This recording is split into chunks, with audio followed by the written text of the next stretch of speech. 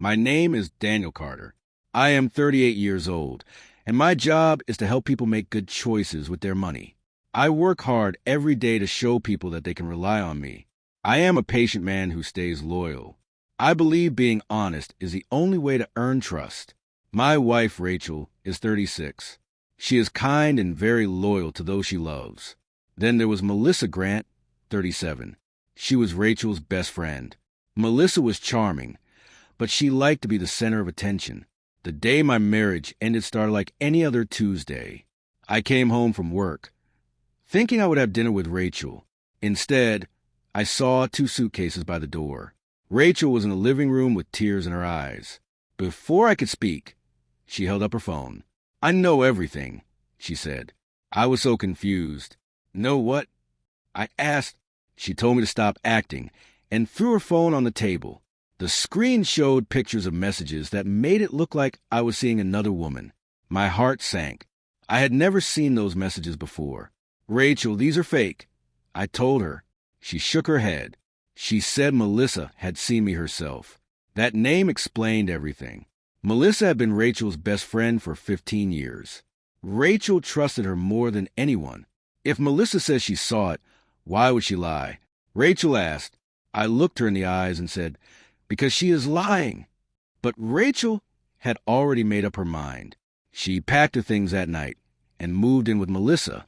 She never asked to see my phone. She never asked where I had been. She never gave me a chance to prove the truth. She simply believed someone else over her husband. A month later, the papers to end our marriage arrived. I signed them without a fight. It wasn't because I wanted the marriage to end. It was because I saw that a marriage without trust was already over. The day she refused to hear me, our life moved on. I focused on my work, spent time with my family, and tried to build my life again. Nearly 8 months later, my phone rang. It was Rachel. Her voice was shaking. "Can we talk?" she asked. Even though I wasn't sure it was good for me, I agreed. We met at a quiet cafe. The moment she sat down, I knew something had happened. She looked very tired. "I owe you the biggest apology of my life," she said. I stayed silent. She put her phone on the table. "This is why." It was a list of messages between Melissa and another friend. Melissa admitted she had changed the pictures and made up the talks. She made Rachel believe I was cheating. Why? Because she didn't want Rachel spending so much time with me after we got married. She wanted her friend back. The lie went further than she planned. Once the divorce was done, she was too afraid to tell the truth. Rachel wiped away her tears. She found out because another friend sent her the messages by mistake. She looked at me and said, "You were telling the truth." I nodded my head slowly. "I know." She whispered that she had destroyed our marriage and never gave me a chance. Those words hurt more than the divorce. Not because they were new, but because they were finally the truth. It was a very sad realization to have. Rachel said sorry over and over. She had cut Melissa out of her life. But the damage was done. We lost more than trust. We lost time, memories, and our future.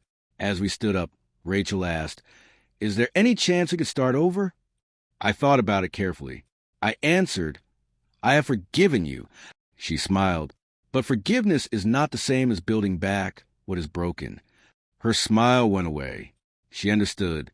As I walked to my car, I didn't feel angry anymore. I felt at peace. Lies only win when trust is replaced by guessing. Melissa told a lie, but my marriage ended because the person who knew me best never gave me the chance to tell the truth. That was truly the hardest lesson of my whole life.